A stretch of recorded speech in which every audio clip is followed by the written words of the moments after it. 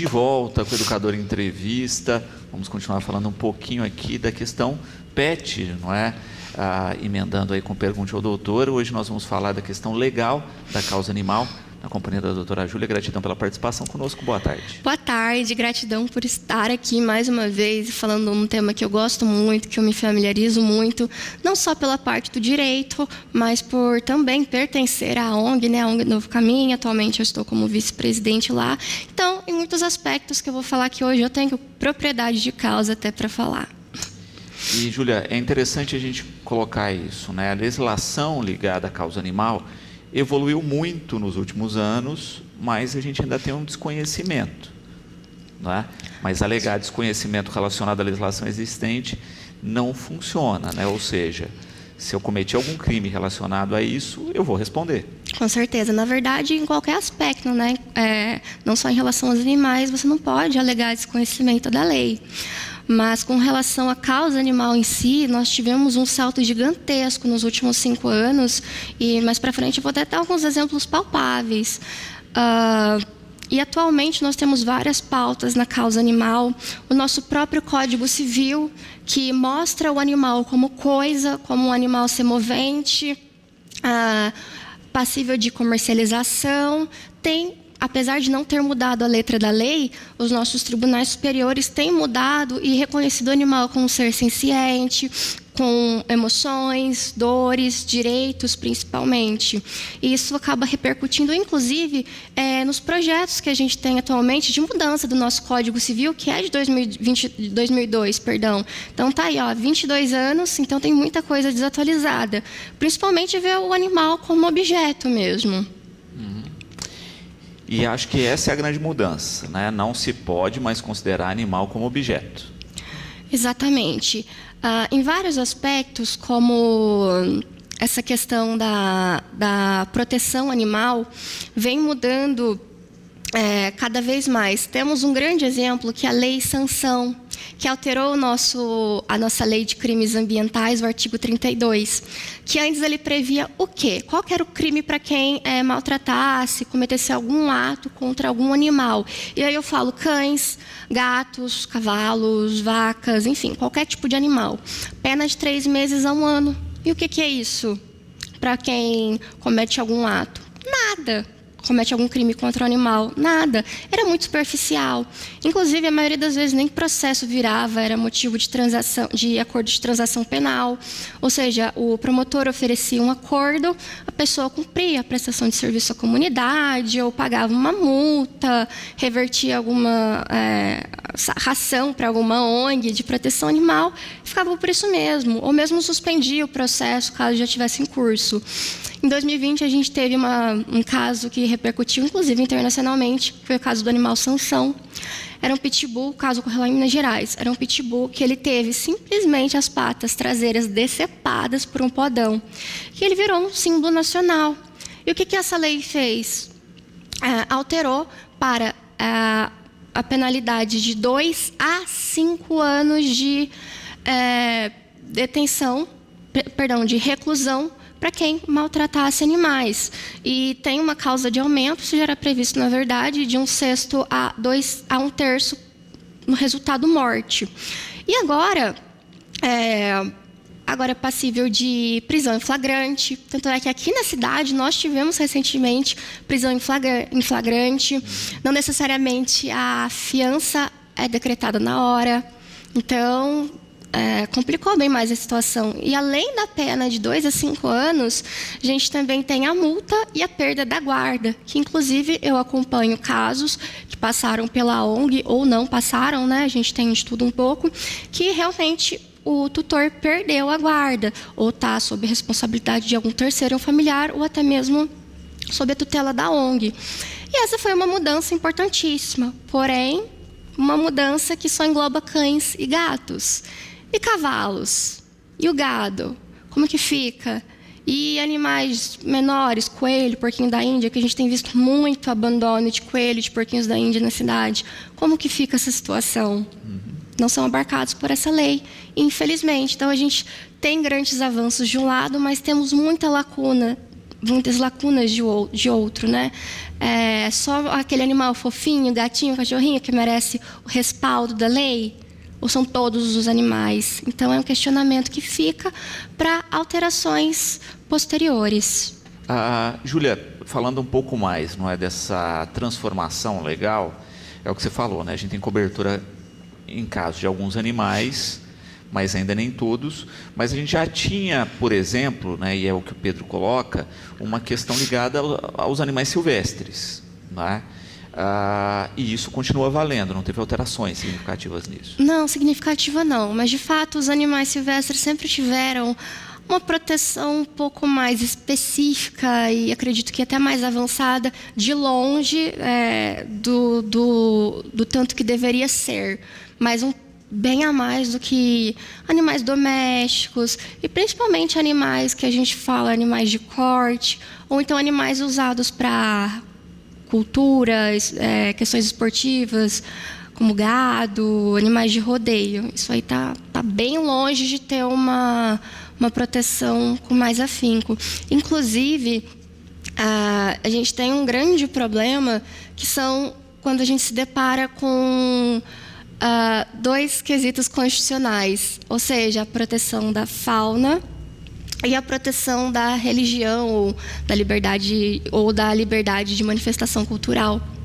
Então, quando a gente tenta colocar os dois na balança e achar um meio termo, ainda está muito complicado. Como o caso da vaquejada, né, a título de exemplo, que é um caso bem polêmico no meio dos ativistas animais.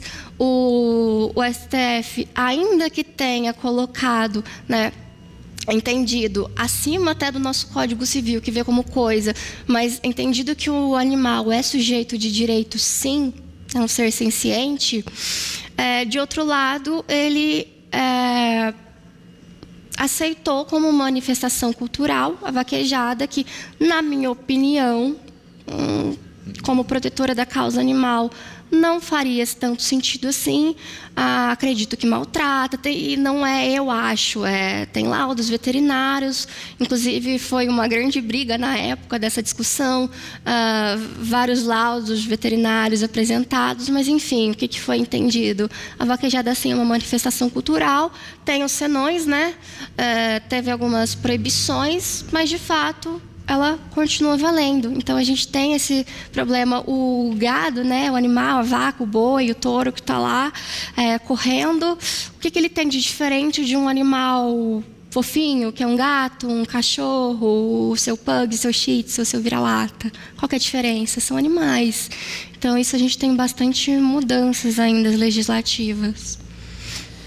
E é interessante se observar isso, né? Porque muitas vezes esse discurso vem para tentar a manutenção de um sistema, né? O que a gente estava falando, é uma tradição cultural, né? Mas a gente observa as mesmas figuras que votam favoráveis a esse tipo de manutenção votarem contra outras atividades culturais no país, né? Ou seja, também tem uma questão muito de interesse particular e não, de fato, de uma discussão da causa em si. Exatamente, porque o que move esses eventos, rodeios, o que move é muito dinheiro envolvido. É óbvio que não vão acabar com rodeios. Rodeios entre outros, vaquejada, e mesmo internacionalmente, uma briga para acabar com a tourada. Então, tem ativistas, tem muita coisa envolvida. Então, assim, e de outro lado, a gente tem centenas de anos de cultura, né, enraizada. Não se acaba com uma cultura de uma hora para outra, e a gente também nem está falando em extirpar, mas de voltar mais à causa animal. São animais sentem dores, têm sentimento. Não é simplesmente puxar a cauda de um animal até derrubá-lo e achar que isso não vai acarretar em nada, não causa dor. Então, fica aí uma questão reflexiva. O STF já decidiu, mas nada impede que futuramente mude, né, essa perspectiva. Mesma coisa de sacrifício de animais em algumas religiões. É algo que se discute muito no ativismo animal, pouco pautado assim, por ONGs, né, que são mais voltadas a animais, cães, gatos, mas na verdade, cães e gatos, né, os branquinhos ou pretinhos, acabam sendo vamos dizer, vítima, entre aspas, porque, de um outro lado, a gente também não pode acabar com uma manifestação religiosa. É um assunto muito delicado, muito delicado. Perfeito. Mas que tem que haver, né? A gente não sai dessa questão prática e nada impede também que se crie limites nessas atividades, não é? E a gente tem visto cada vez mais isso, né? De se criar aí fiscalização, regulação, regras, e mesmo sendo permitido ter penalização para quem não segue essas regras. Isso mesmo. E não só na lei, mas verificamos que nos últimos 5 anos, mais ou menos, a causa animal tem se movimentado muito.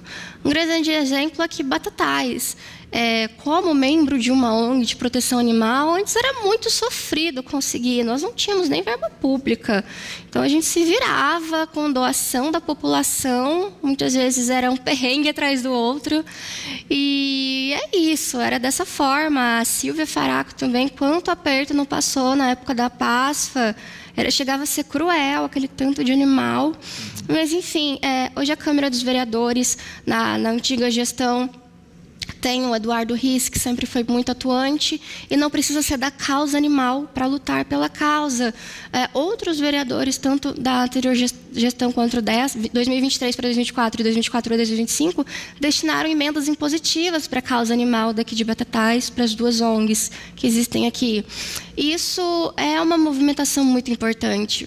Destinar as emendas impositivas. Para quem não sabe, todo vereador tem um certo valor que tem que ser destinado para a causa que ele quiser, um percentual para a causa que ele quiser, e muitos vereadores destinaram para a causa animal. Isso vai para quê? Nas ONGs, por exemplo, para castração, que pelo menos eu que faço parte de uma ONG, entendo que seja a prioridade. Castração de animais, controle populacional de cães e gatos é muito importante, porque quanto mais você controla, menos problemas você tem futuramente. Menos animais na rua passando fome, menos surtos de doença, menos sinomose, menos carrapato, doença do carrapato, que era o que o Dr. Guilherme Maluf estava falando aqui anteriormente. Então, é um efeito dominó. Se a gente tem surto populacional de cães e gatos, né? A gente tem surto de doenças, enfim. E os deputados, os vereadores têm dado muita importância para essa causa. Deputados da causa animal, a gente tem no Brasil inteiro. O que fizeram lá no Rio Grande do Sul, né, foi bem marcante. Todo o Brasil se juntou para a causa animal, obviamente, para a causa humana também. Aquilo foi uma situação desastrosa. Então, na verdade, o Brasil se uniu, e se uniu também pela causa animal. Aqui em Batatais também, a atual gestão tem agregado também nesse sentido, tem apoiado as ONGs, tem apoiado a causa animal.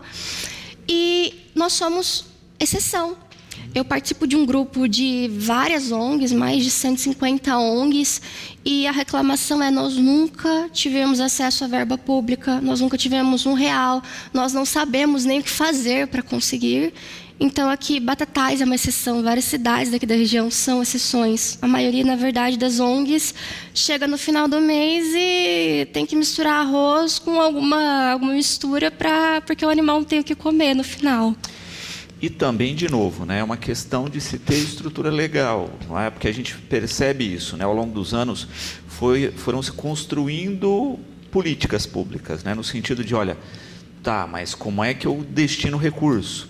Então, essa entidade tem que ser uma associação, tem que ter uma estrutura, tem que ter um CNPJ. Isso. Né? Então, também essa estrutura legal que foi sendo criada foi permitindo que isso também acontecesse. E acho que por isso que muitas cidades ainda não têm, porque ainda não se entendeu essa lógica. Não entendeu, e algo que tinha que ser mais divulgado. Muitas entidades de um projeto estadual que nós estávamos participando não conseguiram chegar até o final, porque simplesmente não tinha um CNPJ, que é o básico.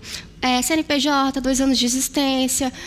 Gente, é uma burocracia que vocês não imaginam. Certidões, enfim, ata, plano de trabalho, esses orçamentos, esses benditos dos 3 orçamentos, vocês não imaginam o trabalho que dá para conseguir.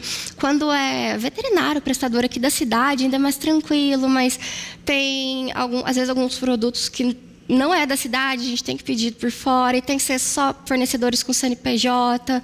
Então, assim, é algo que as entidades ainda não têm acesso, porque também é caro, tem que ter um advogado, tem que ter um contador para ir atrás, tem que ter alguém com disponibilidade, geralmente são todos voluntários, então é bem difícil correr atrás disso.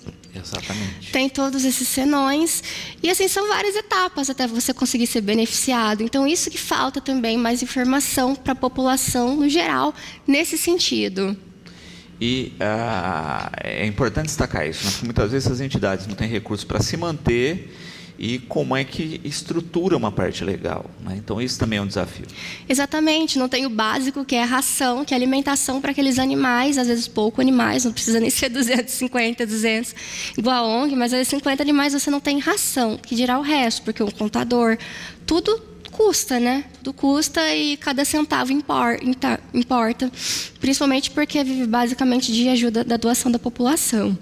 Quando a gente fala de maus tratos, não é só violência. Perfeita essa pergunta, era esse o ponto que eu queria falar também. O que é violência? O que é maus tratos contra o animal? Não é só você bater, você chutar.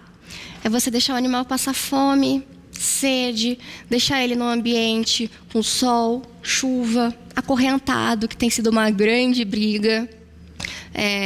Temos vários projetos de lei, tem um do deputado Saraiva também muito famosa, exatamente para isso, para até aumentar a pena para quem deixa o animal acorrentado, que é uma coisa muito cruel. Nós resgatamos um animal faz 1, 2 anos mais ou menos. Gente, o animal estava acorrentado debaixo do sol, o animal morreu, esgotado, cansado. É muito cruel. Então, tudo isso configura os maus tratos. Não é só causar morte do animal, não é só ferimento, mutilação. Tudo isso configura. O fato de você deixar um animal, não precisa nem ser acorrentado, mas um espaço que ele não consegue circular, não consegue se alimentar direito, não consegue ter acesso ao sol, ou então é excesso de sol. Tudo isso acarreta maus tratos. Inclusive, tem que ser denunciado. Um grande problema que as pessoas, no geral, têm eu quero denunciar, mas eu não quero me expor. Gente, tem que expor, vai na delegacia, faz um boletim de ocorrência. Muitas vezes as pessoas querem que a ONG pegue essa função. É óbvio que em alguns casos a gente acompanha, alguns casos mais graves, mas você, vizinho, está ali do lado, vendo o cachorro morrer de fome, o cachorro está ali 24 horas nas intempéries, você não vai fazer nada? Vai da delegacia, faz um boletim de ocorrência, pede sigilo para o seu nome, mas dê o endereço, seja testemunha, faça um boletim de ocorrência online, procura ajuda de alguém.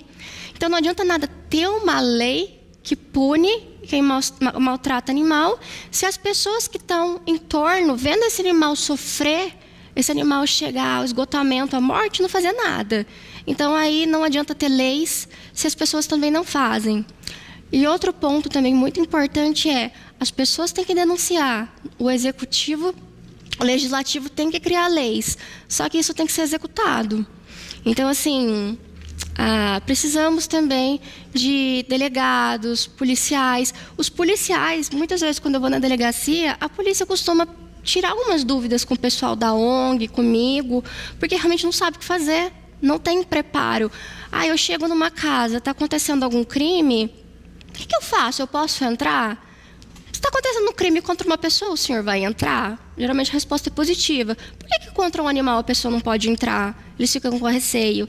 Então, precisa de um treinamento para a polícia, precisa de um preparo para as nossas polícias.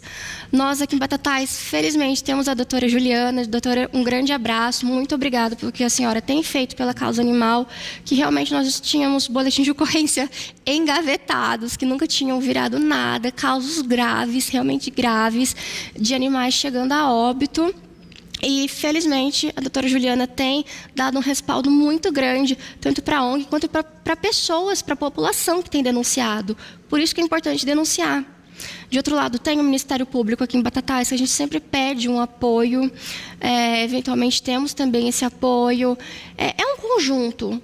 Sozinho, ninguém faz nada. Precisamos de leis mais fortes e mais abrangentes para não ficar protegendo só cachorro e gato. Precisamos da população denunciando, precisamos da polícia atuando, precisamos de um delegado atuante, de um Ministério Público atuante também, para depois oferecer a denúncia e levar esse processo até o fim. E, felizmente, vários processos que eu tenho acompanhado, a pessoa tem perdido a guarda, ainda que provisoriamente, né, até chegar no final do processo, que provavelmente vai acabar perdendo mesmo, alguns casos assim que já me vêm à mente. E é isso, é um conjunto, não é só a lei que tem que ser mais forte. Principalmente a população que tem que fiscalizar, é o nosso maior fiscal, né, Luciano? E quando a gente fala também, né, tem uma questão que, de fato, fica um pouquinho preocupante, que é justamente desencadear disso, né? Porque a gente fala assim, mas está acontecendo uma violência, beleza, consigo resgatar esse animal e aí tento o encaminhamento. Mas se a gente pensa num animal de grande porte, a associação não tem nem onde colocar isso. Não, realmente não tem onde colocar. Então, qual que é o que temos feito atualmente? Orientação. Porque se o animal está sendo maltratado, mas a pessoa, se ela for bem orientada, ela consegue mudar esse cenário, consegue fazer algo, ainda se não for pelo amor, pela dor, né, orientando sobre as punições, e ela conseguir, né, realocar esse animal, então, principalmente no caso de cavalos, vender ou doar para alguém que tenha fazenda, um sítio, tudo bem. O problema é quando essa pessoa, ela não vai criar uma consciência, seja por dó, seja por respeito à legislação ou por medo à legislação, aí a gente tem um problema. E não só animais de grande porte, cachorro e gato também. A ONG está cheia. São raros os casos que a gente consegue até pegar esse animal, né? São raros mesmo. Infelizmente, tem que falar não para vários casos, porque não tem onde alocar esses animais. E aí? Aí vira um grande problema. O que faremos? Onde que esse animal vai ser alocado? Um grande problema também até o final do processo, esse animal ele não pode ser doado. Se ele for ficar com uma ONG ou com um lar temporário, ele não pode ser doado. O que é um problema. Esse animal, a partir do momento que for verificado que realmente aquele dono não vai ter condições de suprir as necessidades, seja por quais motivos, já teria que possibilitar a adoção, né? Disponibilizar esse animal para adoção, que aí a ONG, a própria população, os vizinhos podem fazer isso, não jogar tudo em cima da ONG também, porque realmente não tem condição, mas as pessoas também podem disponibilizar esse animal para adoção, divulgando nas redes sociais, nos grupos, mas realmente é um problema, a gente não tem onde colocar, principalmente animais de grande porte, porque você ainda arruma um lar temporário, né, para um cachorro, para um gatinho, para um cavalo, você faz o quê, né? Ana Lúcia, também parabenizando aí pelas atividades e falando da questão da responsabilidade pessoal, né, do indivíduo, e que isso parece ainda que não entrou na cabeça das pessoas, não é? Que o indivíduo tem responsabilidade legal pelo animal. Ótima pergunta, que inclusive é algo que a gente sofre muito, a gente ONG, que a pessoa, ela realmente, ela não assimilou que quando ela pega aquele animal, é para a vida toda do animal, seja 10, 15 anos, quanto tempo esse animal durar. Nós fazemos muitas feiras de adoção, e o que acontece? O animal vai lá, come um chinelo, ai, não quero mais, está dando muito trabalho. Vai lá e quer devolver o animal. Aí o animal já passou, já teve aquele time de adoção, porque ele cresceu um pouco, já não é mais tão... a palavra, a pessoa já não se encanta mais por aquele animal, porque ele já cresceu um pouquinho, já passou aquela fase bonitinha de filhote, e aí o animal já perdeu o tempo dele de ser adotado. Cada vez fica mais difícil. Isso tem uma consequência muito séria. Você ir lá, pegar um animal e não querer mais ficar com esse animal, decidir que ele não é para você. Antes de adotar, a gente tem que saber o quê? Que esse animal ele vai fazer bagunça, ele vai ficar doente, ele vai dar gastos. Tem que saber se todos os membros da casa estão de acordo. Se lá ninguém tem alergia ou se alguém é alérgico, você vai procurar algum tratamento para a pessoa, que não seja alternativamente abandonar esse animal ou tentar devolver. E geralmente quando as pessoas não conseguem devolver, elas ou ficam receosas, né, de alguma punição, às vezes, elas simplesmente abandonam.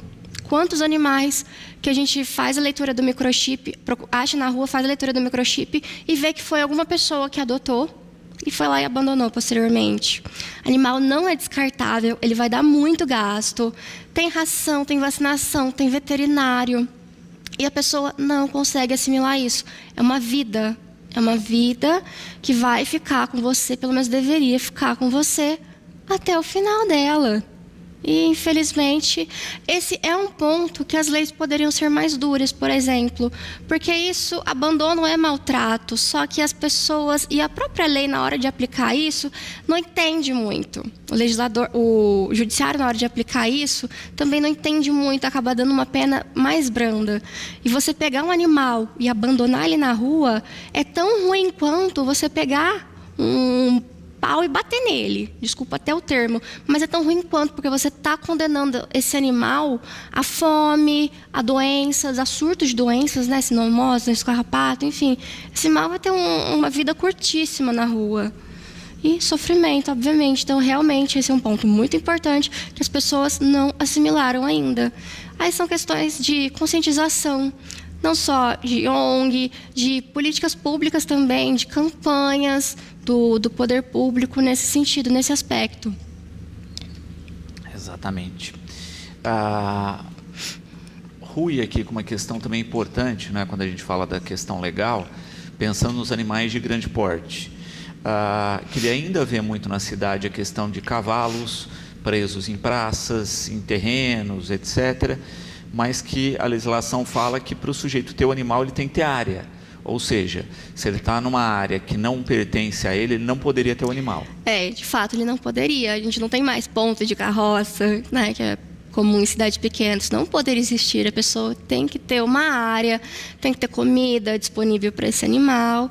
E realmente não tem. Só que qual é a pena para quem descumpre? Qual que é a pena para quem tem um animal em condições que não são adequadas?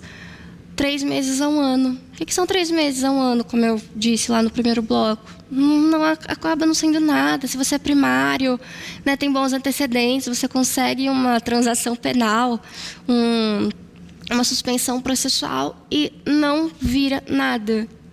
Aí é uma falha legislativa muito grande.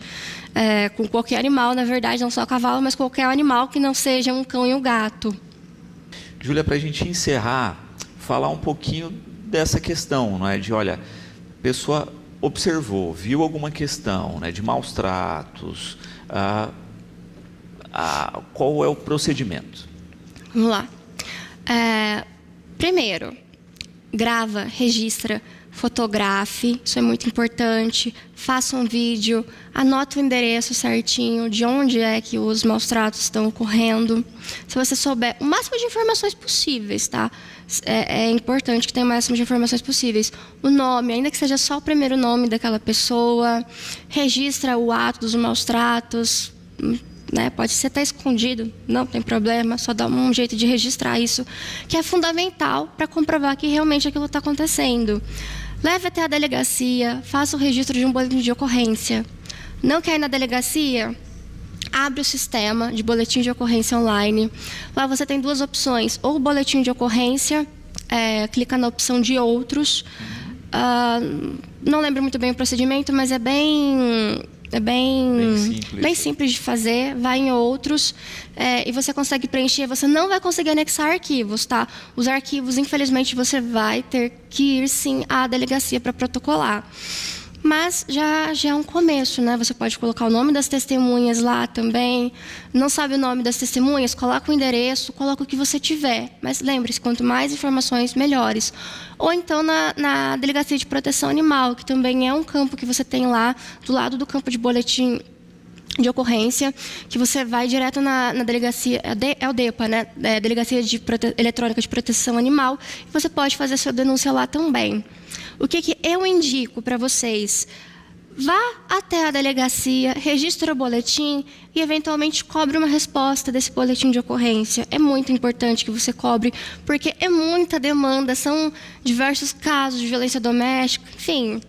não preciso falar, né? Muita coisa acontecendo ao mesmo tempo na cidade. Então, cobre. Se você conhece alguém do poder público, se você conhece algum vereador, alguém do judiciário, se você puder também levar uma denúncia por escrito, a caneta mesmo, ou digitado para o Ministério Público, obviamente sempre munido de provas. Então, a gente tem várias formas de fazer. O importante é que seja feito o boletim de ocorrência, a denúncia direto no DEPA, ou o boletim de ocorrência online, procurar alguma autoridade que você conheça, levar para o próprio Ministério Público lá no fórum. Procura o promotor que fica responsável pela parte do meio ambiente, eles têm que te receber. Faz o protocolo da sua denúncia e leva num CD ou num pendrive também, tudo que você tiver em mãos de registro de mídias. Então, esse é o primeiro passo, denunciar. Muitas pessoas ficam com medo, né, principalmente quando é vizinho, de sofrer alguma retaliação, mas assim, eu entendo esse receio, só que você já está lá denunciando, colocando o nome daquela pessoa, ela dificilmente vai fazer alguma coisa contra você. Você já está lá falando que ela está fazendo algo de errado. Qualquer coisa que aconteça com você, fica um pouco óbvio que pode ser essa pessoa, né, que você está denunciando. Então, não tenha medo. A gente está falando de uma vida. O problema é que as pessoas não valorizam a vida de um animal. Está acontecendo isso lá, mas vai ficar bem, vai dar tudo certo. Não vai ficar bem, não vai dar certo se as pessoas não passarem a denunciar. Como eu disse, não adianta ter leis boas, não adianta ter o melhor delegado, o melhor promotor de justiça, se quem está vendo os maus tratos acontecer não fizer absolutamente nada. A população aí tem um papel extremamente fundamental na proteção dos animais. Muito bom. Júlia, gratidão pela participação conosco, fica sempre aqui o convite. E esperamos realmente, não é, que a consciência impere, não é, que a gente tenha aí, de fato, uma redução drástica no abandono, nos maus tratos, e que as pessoas façam o básico, que é seguir a lei. Exatamente, eu que agradeço por abrir esse espaço para um tema tão importante e acredito que seja o futuro mesmo, cada vez mais avanços na causa animal. É isso.